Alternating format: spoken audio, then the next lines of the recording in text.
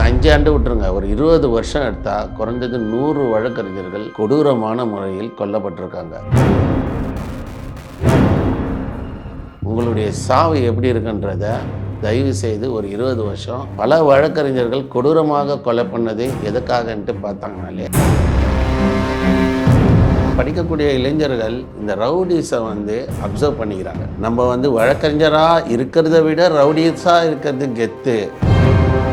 வழக்கறிஞர்கள் குற்றவாளிகளுக்கு சாதகமாக ஒரு சில வழக்கறிஞர்கள் சொகுசு கார் வாங்கணும், பங்களா வாங்கணும் அப்படின்னு சொல்லி அவங்க செய்கிற குற்ற செயல்களுக்கு பின்னாடியே போயிடுறாங்க. அதோட விளைவு என்ன ஆகுது? அக்யூஸ்டுங்கோசம் இன்ஸ்பெக்டர் காலில் கூட விழுந்து வழக்கறிஞர்கள் எடுத்துகிட்டு வர மாதிரி போகிறாங்க. இந்த போக்கு என்பது இந்த பிஏபிஎல் படிக்கக்கூடிய அந்த 5 டிகிரி விழிவாக்கம் ஒருத்தரை மர்டர் பண்ணாங்க. ரொம்ப கொடூரமான முறையில். அதான் நான் சொல்கிறேன்னே, ஒரு சைக்கோ கொலையாளியை கொள்கிற மாதிரி வழக்கறிஞருடைய சதிச்சு ஒரு கொடூரமான கொலைக்கு ஆள்றாங்க. இப்போது புதிய அறிமுகம் ஆச்சி ஹோட்டல் சாம்பார் 50 கிராம் ரூபாய் 20 மட்டுமே.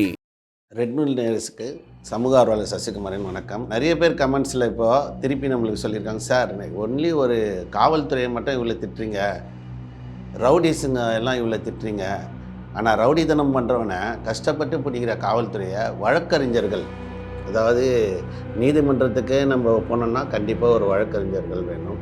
ஒரு சில வழக்கறிஞர்கள் செய்யக்கூடிய விஷயத்தை அவங்களால சொல்ல முடியுமான்ட்டு சேலஞ்சு கட்டியிருக்காங்க.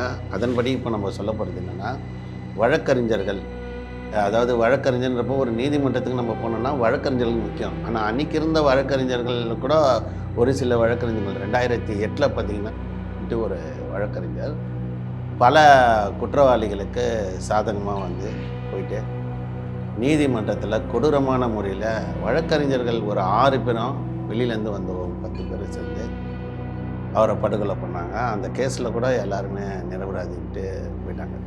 ஏன்னா ஒரு வழக்கறிஞர்கள் என்பது ஒரு இருட்டறையில் ஒரு வெளிச்சத்தை தரக்கூடிய வழக்கறிஞர்களாக இருக்க மாட்டாங்க. கடந்த 20 வருஷத்தில் நம்ம பார்த்தோம்னு சொன்னால் பல வழக்கறிஞர்களை கொடூரமாக கிளைண்ட்டை வெட்டியிருக்கோம். என்னென்னா, வரக்கூடிய ஏழை எளிய மக்கள்கிட்ட ஃபீஸ் வாங்காமல் ஒரு சில வழக்கறிஞர்கள் ஜெயிலுக்கு போனோடனே அந்த பொண்ணை பாலியல் ரீதியான துன்புறுத்தலுக்கு உள்ளாகிறாங்க. இதேமாதிரி பார்த்திங்கன்னா, இப்போ கொரோனாவில் கூட பார்த்திங்கன்னா ஒரு வழக்கறிஞர் கோர்ட்டில் ஆன் லைவில் இருக்கும், இவர் ஒரு பொண்ணுக்கிட்ட நீதிமன்றத்தை கேலி கூத்தாக்குன வழக்கறிஞர்கள்லாம் நம்ம பார்த்துருக்கோம். அது மட்டும் இல்லாமல் பல்வேறு மாவட்டங்களில் ஓசூரில் பார்த்திங்கன்னா கோர்ட்டாண்டே வெட்டியிருக்காங்க, வில்லிவாக்கத்தில் வெட்டியிருக்காங்க. பல இடங்கள், பல மாவட்டங்களில் நான் சொன்ன மாதிரி பல வழக்கறிஞர்களை கொடூரமாக இப்போ கூட கொட்டிவாக்கத்தில் ஒரு ரவுடி கிட்ட கௌதம்னு ஒரு வழக்கறிஞர் சண்டை போட்டு மர்டர் ஆகியிருக்கார். என்னென்னா, இப்போது ஃபஸ்ட்டெல்லாம் பார்த்திங்கன்னா வழக்கறிஞர்கள் 5 வருடம் அந்த கோர்ஸு முடிச்சாதான் வழக்கறிஞராக நடந்துடும். இப்போ இருக்கக்கூடிய வழக்கறிஞர்கள்லாம் என்னென்னா, எப்போ வழக்கறிஞர் அப்ளை பண்ணாலும் அந்த ஐடி கார்டை யூஸ் பண்ணிடுறாங்க. ஏன்னா இப்போ ட்ரையல் எதுனா ஒரு ஜூனியர்கிட்ட போய் சேர்ந்துடுறாங்க. அந்த ஜூனியர்கிட்ட சேர்ந்தவனே இவங்க என்ன பண்ணிடுறாங்க, நேரடியாக ஸ்டேஷனில் போயிட்டு, நான் எல்லா வழக்கறிஞரும் சொல்லுவேன், படிக்கணுன்ட்டு போகிற பசங்களும் நம்ம சொல்லலை, சில பேர் இதை வச்சு கட்ட பஞ்சாயத்து பண்ணிவிட்டு ரவுடி பசங்க வழக்கறிஞராக இப்போ தான் போயிட்டு என்ரோல்மெண்ட் பண்ண கூட இல்லை, 5 வருஷத்துக்கு படிக்கணும். படிக்கிறப்போ ஒரு ஐடி கார்டு கொடுக்குறாங்க. அந்த ஐடி கார்டை வச்சுன்னு கட்ட பஞ்சாயத்தில் காவல் நிலையத்து வாசலில் தவம் கிடக்குறாங்க. இப்போ அந்த மாதிரி இருக்கப்போ வழக்கறிஞர்னு இந்த மாதிரி வழக்கறிஞர் ஆவணன்ட்டு ஆந்திராவில் போயிட்டு இப்போ சமீபத்தில் ஒரு காலேஜை கூட சீல் வச்சாங்க. படிக்காமையே சில பேர் வழக்கறிஞர் ஆகிட்டாங்க. வழக்கறிஞர் ஆகிட்டு அது ஒரு மிகப்பெரிய பிரச்சனை ஆயிடுச்சு, எல்லாருக்குமே தெரியும். இதுபோல் என்னென்னா, வழக்கறிஞர்கள் எல்லாத்துலேயும் கட்ட பஞ்சாயத்து பண்ணாங்க. இப்போ சூளைமேட்டில் கூட ஒரு ரவுடியுடைய பிறந்தநாள் கொண்டாட்டத்தில் ஒரு 30-40 வழக்கறிஞர்கள் போய் கேட்க வெட்டுறாங்க. அப்போ என்னென்னா, படிக்கக்கூடிய இளைஞர்கள் இந்த ரவுடிஸை அப்சர்வ் பண்ணிக்கிறாங்க. நம்ம வழக்கறிஞராக இருக்கிறத விட ரவுடிஸாக இருக்கிறது கெத்து அப்படின்ற மாதிரி போயிட்டாங்க. அப்படி போன குரூப்பில் சம்பவம் ஒன்று, ஆம்ஸ்ட்ராங் கொலை வழக்கில் வழக்கறிஞர் நல்ல பெரிய குடும்பத்தை சேர்ந்தவர், அவருடைய மனநிலையும் பாதிக்கப்பட்டு அவரும் ரவுடி மாதிரி ஆகிட்டார். ஏன்னா ஒரு ரோல் மாடல் இவங்க எடுத்துக்கிறது பார்த்திங்கன்னா எல்லாம் தப்பாக விஷயம்லாம் எடுத்துக்கிறாங்க. இப்போ ஒரு வழக்கறிஞர் பார்த்தீங்கன்னா, அடுத்தவனுடைய மனைவியை எடுத்து அதில் பிரச்சனை இப்போ மர்டர் வந்துச்சு. நீங்கள் 1 மந்த்துக்கு முன்னாடி பார்த்தோன்னே உங்களுக்கு பேர் சொல்ல விரும்பல.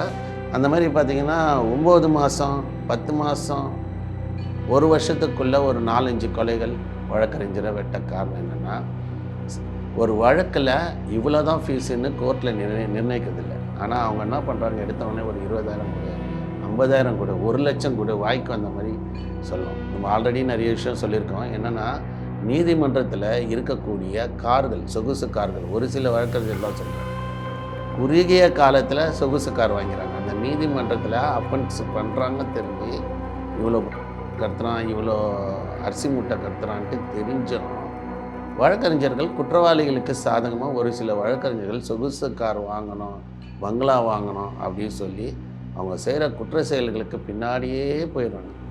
அதோடைய விளைவு என்ன ஆகுது, அவனும் ஒரு கேஸ்காரனாக ஆகிறது மட்டும் இல்லை, வழக்கறிஞரையும் வெட்டி சாகடிக்கிறான். அப்போது வழக்கறிஞர்கள் இருக்க வேண்டியவங்க என்ன பண்ணோம், நீதி வாங்கி தரக்கூடிய வழக்கறிஞர்களாக இருக்கணுன்றது தான் நம்ம சொல்லணும். ஆனால் ஒரு சில வழக்கறிஞர்கள் செய்யக்கூடிய விஷயம் டாமினேட் பண்ணுறாங்க. நம்ம பல்வேறு மாவட்டத்தில் போகிறோம். இப்போ கூட அந்த நான் நோட்ஸ் கூட எடுத்தேன். என்னென்னா, இப்போ ஒரு வழக்கறிஞர் தலித் ஒரு பெரிய லீடர்ஷிப்பில் இருக்கக்கூடிய ஒரு நபரை மர்டர் பண்ணாங்க. விழிவாக்கம்னு ஒருத்தரை மர்டர் பண்ணாங்க. ரொம்ப கொடூரமான முறையில். அதான் நான் சொல்கிறேன்னே, ஒரு சைக்கோ கொலையாளியை கொள்கிற மாதிரி வழக்கறிஞர்களுடையலாம் சதிச்சு ஒரு கொடூரமான கொலைக்கு ஆள்றாங்க. இதுக்கு ஏன் வழக்கறிஞர்கள் துணை போகிறாங்க எல்லாம் என்ன கேட்குறேன்னா, அக்யூஸ்டுன்னு கூட ஒரு சில வழக்கறிஞர்கள் ரொம்ப தொடர்பில் இருக்கிறதால என்னதான் போலீஸ் பிடிச்சாலும் இவங்க இட்டுட்டு வந்துடுறாங்க. ஓசூரில் சமீபத்தில் நடந்த அட்வொகேட் வெட்டி கொலை பண்ணாங்க 1 வருஷத்துக்கு முன்னாடி. அதுக்கப்புறம் பார்த்திங்கன்னா, சின்ன ஒரு அட்வொகேட்டு 9 மாதம் ராமநாதபுரத்தில் பரமக்குடி இடத்துல இன்னும் ஒரு வழக்கறிஞர் இறந்துருக்காரு. சும்மா நம்ம லிஸ்ட்டை அப்படியே எடுத்தால் உயர்நீதிமன்றமே கேள்வி கேட்குற அளவுக்கு வழக்கறிஞர்கள் ஒரு டாமினேட் பண்ணுற விஷயமா ஆயிடுச்சு. என்னென்னா பார்த்திங்கன்னா, NDPS கோர்ட் இந்த கடத்தல், இந்த இது பண்ணுறது, இந்த மது விற்பனை பண்ணுறதெல்லாம் முதல்ல அக்யூஸ்டை பிடிச்சவங்க வழக்கறிஞரை போய் காவல் நிலையத்தில் நின்றுறாங்க. அந்த இன்ஸ்பெக்டரை எப்படியாவது கன்வின்ஸ் பண்ணி இவனவன் ரொம்ப நல்லவன் மாதிரி இந்த அக்யூஸ்டுக்காக காலில் கூட விழ தயாராகிறாங்க. ஒரு சில வழக்கறிஞர்கள் தான் சொல்கிறேன், நான் எல்லா வழக்கறிஞரும் சொல்கிறேன். அக்யூஸ்டுங்கோசம் இன்ஸ்பெக்டர் காலில் கூட விழுந்து வழக்கறிஞர்கள் எடுத்துகிட்டு வர மாதிரி போனாங்க. இந்த போக்கு என்பது அந்த BABL படிக்கக்கூடிய அந்த 5 டிகிரி வரக்கூடிய இளைய சமுதாயர்களுக்கு எல்லாம் என்ன ஆகிடுது, இப்போ கோர்ட்டுக்கு போனாலே நம்ம வழக்கறிஞரானால் கெத்துடா, நம்மளுக்கு நிறைய பணம் கிடைக்கும், சமூக விரோதர்களுக்கு நம்ம துணை போனால் நம்மளுக்கு எல்லாமே கிடைக்கும்ட்டு சொல்கிறாங்க. நீங்கள் நம்ம இந்த கடந்த 5 ஆண்டு விட்டுருங்க, ஒரு 20 வருஷம் எடுத்தால் குறைஞ்சது 100 வழக்கறிஞர்கள் கொடூரமான முறையில் கொல்லப்பட்டிருக்காங்க.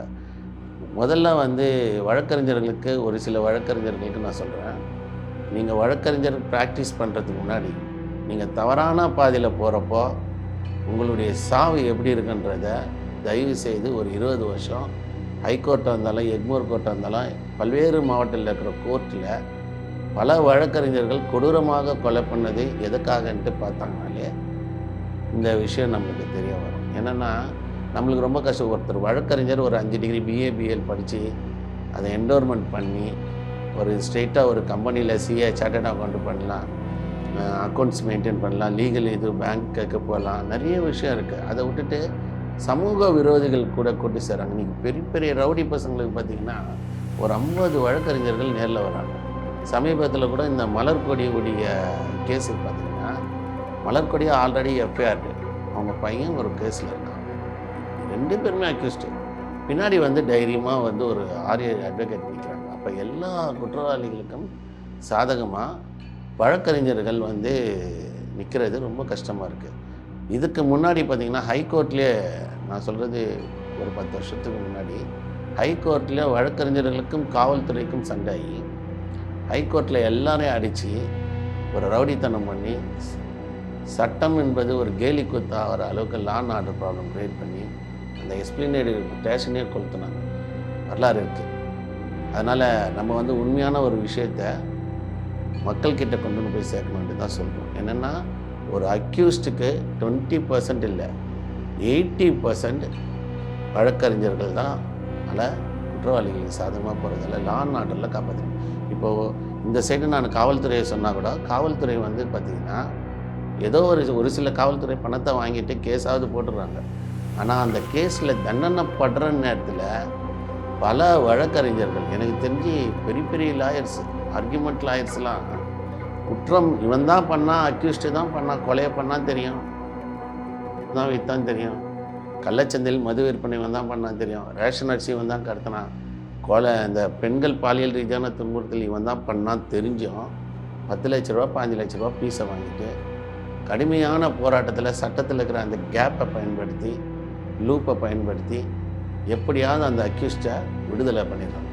ரெண்டாவது, காவல் நிலையத்திலே ஒரு எஃப்ஐஆர் சார்ஜ்ஷீட் போடாமல் 10 வருஷம் வச்சுருந்தா அந்த சார்ஜ்ஷீட் போட்டு நீதிமன்றம் வர நேரத்தில் கூட வழக்கறிஞர்கள் வந்து இந்த சொதப்பலான விஷயத்த பண்ணிடுறாங்க. அது ரொம்ப மனசு கஷ்டமாக இருக்குது. என்னென்னா ஒரு சமீபத்தில் கூட ஒரு ரவுடி வந்து என் மேலே ஒரு 50 வழக்கு இருந்ததுங்க, எல்லாமே நான் முடிச்சிட்டேன், அந்த முடிச்சுட்டு இப்போ ஒரு 5 வழக்கு தான் இருக்குது அப்படின்னு ஈஸியாக முடிகிற அளவுக்கு. ஏன்னா போலீஸ் வந்து புட்டாப் கேஸ்ன்னு ஒன்று போடுவாங்க. ஒரு ரவுடியை அடக்கணுன்ட்டு ஒரு 1500 ரூபா ஆட்டோலேருந்து சேசிங் பண்ண மாதிரி பொதுமக்களை ஏமாற்றி பணம் படித்த மாதிரி ஒரு கேஸ் போடுவாங்க. அந்த கேஸில் அவன் தண்டனை பண்ணலாம். ஆனால் இதில் வந்துட்டு வழக்கறிஞர் அவன் வீட்டில் தான் இருந்தான், அவன் அந்த தப்பு பண்ணலை சொல்லிவிட்டு எப்படியாவது ஃபைட் பண்ணிக்கிட்டு வந்துடுறான். நீங்கள் நம்ம போகிறது ஒரு ரவுடி பையனுக்கும் போகிறாங்க. இப்போ என்னென்னா நம்ம நாட்டில் ஜனநாயக நாட்டில் கொலை பண்ணவனுக்கும் வழக்கறிஞர் இருக்கான், கொலை செய்யப்பட்டவனுக்கும் வழக்கறிஞர் இருக்கான். இங்கே தான் எனக்கு நீதி வேணும் கேட்குறவனா இருக்கான், நீதிலேருந்து உண்மைக்கு மாறாக சொல்லி அவனை கூட்டுன்னு வரதும் வழக்கறிஞர் தான். அதான் ஒரு சில வழக்கறிஞர்கள் உண்மையிலே ஒரு மனசாட்சியோடு இந்த பார் கவுன்சிலில் செயல்படணும். நம்ம வந்து ஒரு பார் கவுன்சில்ன்றது ஏதோ ஒரு வருமானம் ஈட்டக்கூடிய ஒரு விஷயமாக பார்க்காம கொஞ்சம் மனசாட்சியாக நடந்தாங்கன்னா நல்லாயிருக்கான்னு பொதுமக்கள் பல பேர் இன்றைக்கி நீதித்துறையில் நீதியே கிடைக்கல. நிதி கொடுத்தா தான் நீதியே கிடைக்குது, நிதி கொடுத்தா தான் நீதியே கிடைக்குது. அப்போது டாப் வக்கீல் இன்றைக்கி அரசாங்கமே அதுதான் பண்ணுது. ஒரு சம்பவம் நடந்தால் டெல்லியிலேருந்து வழக்கறிஞரை 50 லட்சம் ரூபாய்க்கு எடுத்து வராங்க. இந்த பாடம் வந்து யார்கிட்டேருந்து வருதுன்னா கவர்மெண்ட்டே ட்ராக் பண்ணி கொடுக்குது. நாங்கள் எந்த தப்பு செஞ்சாலும் எங்களுக்கு வாதாட ஒரு வழக்கறிஞர் இருக்கணும். அப்போ என்னென்னா ஒரு கொலை ஓர்டூர்லேயே நடக்குது, வழக்கறிஞரை சாகடிக்கிறான், அதுக்கு இன்னொரு வழக்கறிஞர் வாதாடுறான். அப்போ நீதித்துறை என்ன மாதிரியான ஒரு விஷயமா இருக்கும்? ஏன்னா இங்கே கோர்ட்டுள்ள ஒரு வக்கீல் அவர் தப்பு பண்ணியிருந்தால் கூட பரவாயில்ல, ஆனால் கொலை பண்ணுறாங்க. அந்த கொலையை ஆதாரம் இல்லாமல் சாட்சி இல்லாமல் போகிறாங்க. என்னென்னா நம்ம ஆளுங்களை பொறுத்த வரைக்கும் கத்தி குத்துனானா எப்படி குத்துனா 6 பேர் சேர்ந்து வெட்டுறாங்கன்னு வச்சுக்கோங்க. நம்ம நீதிபதி என்ன கேட்பாருன்னா 6 பேர் வெட்டினதில் யாரால் உயிர் போச்சு கேட்பாரு. அதுக்கப்புறம் சாட்சி சொல்ல வரவங்கள நீயா அந்த சைடு போனேன்னு. அப்போ 6 பேர் என்ன பேண்ட் செட்டு போட்டுருந்தான்னு. இந்த கொஸ்டின்லாம் கேட்டு சாட்சி சொல்ல வரவன் நம்மளுக்கு ஏண்டா வம்புன்ட்டு போயிடுவோன்னு இருக்கான். சாட்சி சொல்ல வரியான்ட்டு கொலை செஞ்சவனுடைய கும்பல் சாட்சி சொல்ல வரவன்னா கொலை பண்ண ஹிஸ்ட்ரியாக இருக்குது. அப்போ என்னென்னா நம்ம சொல்கிறது வழக்கறிஞர்கள் காவல்துறையோடு இணைந்து சமூக விரோத தொடர்ந்து செய்யக்கூடாது. ஏன்னா ஒரு வழக்கில் யாருன்னா எதிர்த்தா மாட்டிருக்கலாம், ஓகே அவனை காப்பாற்றுறீங்க. ஆனால் தொடர்ந்து சமூகத்தில் ஒரு சவாலாக இருக்க குற்றவாளிகளுக்கு வக்காலத்துன்ற பேரில் வழக்கறிஞர்கள் நிறைய எனக்கு தெரிஞ்சு நல்லா படித்த வழக்கறிஞர்கள், ஒரு சில வழக்கறிஞர்கள் நீ எதுக்குடா படித்தன்ற வெறி எனக்கே வருது. அவனை பார்க்குறப்பே கொடூரமாக இருக்குது. ஆனால் ஹைகோர்ட்டில் பாருங்கள், ஒரு 1000 ரூபாய்க்கு ஏதாவது சார் நீங்கள் ஸ்டாம்ப் வாங்கணுமா, எதனா வேணுமா, அஃபிடேட் வேணுமான்ட்டு கேட்டு ஜெனுவனாக இருக்கிறவங்க இருக்கான். ஆனால் ஒரு சில வழக்கறிஞர்கள் என்டோர்மெண்ட்லாம் பண்ணிவிட்டு போலீஸ் இன்ஸ்பெக்டருக்கு கார் திறந்து விட்றாங்க, ஏசிக்கு கார் திறந்து விட்றாங்க, பல்லை இழிச்சிட்டு கோர்ட்டுக்கே போகாமல் காவல் நிலைய வாசலில் குமஸ்தாப்பில் இருக்காங்க. நடக்கக்கூடிய கொலைகள், கடத்தல் வழக்கு எல்லாத்துக்குமே துணை போகிறாங்க. கடைசியில் ஒரு நாள் அவன் அந்த சமூக விரோதிகளாலே வெட்டி சாகடிக்கப்பட்டு அனாதியாக குடும்பத்தை விட்டு போகிறாங்க. நம்ம டோட்டல் ஹிஸ்ட்ரி ஒரு 20 வருஷம் தெரிஞ்சிங்கன்னா 100க்கும் மேற்பட்ட வழக்கறிஞர்கள் ஒன்று வீட்டருகே வெட்டப்பட்டு சாகுறாங்க, இல்லை கோர்ட் அருகே வெட்டப்பட்டு சாகுறாங்க, இல்லைன்னா அக்யூஸ்டுங்க கூட போய் குடித்து கும்மால போடுறப்போ அங்கே வெட்டி சாகுறாங்க. அப்போ பொறுப்பற்ற சமூகத்தில் நம்ம இருந்து என்ன பண்ண பயணம்? ஒரு படிக்காதவன் செஞ்சால் நம்ம கேட்கலாம். படித்த வழக்கறிஞர்கள் ஒரு சில பேர் செய்கிறதால இந்த சமூக விரோதிகளில் லிஸ்ட்டில் ஒரு சில வழக்கறிஞர்களையும் நம்ம சேர்க்க வேண்டிய கட்டாயத்துக்கு மாறணும். நான் செய்யலை, நான் போகலன்னு எவ்வளோ வழக்கறிஞர்கள் இருக்காங்க, அவங்களெல்லாம் நான் சொல்லலை. சமூக விரோதிகளுக்கு எப்பயுமே துணை போகிற வழக்கறிஞர்கள் இன்னும் இந்த தேசத்தில், அதுவும் தமிழ்நாட்டில் அதிகப்படியாக இருக்காங்க. சமீபத்தில் பல மாவட்டங்களில் நடு ரோட்டில் வழக்கறிஞர்களை வெட்டி பொதுமக்கள் யாரும் ஹெல்ப் பண்ணாமல் ஆம்புலன்ஸ் வந்து அதை எடுத்துகிட்டு போயிட்டு ஹாஸ்பிட்டலில் இறந்து போயிட்டு அவங்க குடும்பம்லாம் நடுத்தரில் இருக்குது. ஸோ என்னென்னா, செய்கிற தொழிலில் ஒரு நாணயம் வேணும், அதில் ஒரு உண்மை வேணும். கண்டிப்பாக உங்கள் கிளைண்ட்டு ஏதோ ஒரு விஷயத்தில் தவறுதலாக ஒரு கொலையை பண்ணிட்டாலோ இல்லை ஏதோ ஒரு விஷயத்தில் மாட்டிங்கன்னா பரவாயில்ல. ஆனால் ஒரு கிளைண்ட்டும் 20க்கும் மேற்பட்ட குற்றச்சம்பவங்கள் தொடர்ந்து பண்ணிகிட்டு இருக்கப்போ வழக்கறிஞர்கள், ஒரு சில வழக்கறிஞர்கள் தான் நான் சொல்கிறேன், திருப்பி அந்த பதிவு போடுறேன். தயவுசெய்து வழக்கறிஞர்கள் துணை போகாதீங்கன்னு கேட்டுட்டு எனக்கு வாய்ப்பளித்த நெட்நூல் நேருக்கு நன்றி. இப்போது புதிய அறிமுகம் ஆச்சி ஹோட்டல் சாம்பார் 50 கிராம் ரூபாய் 20 மட்டுமே.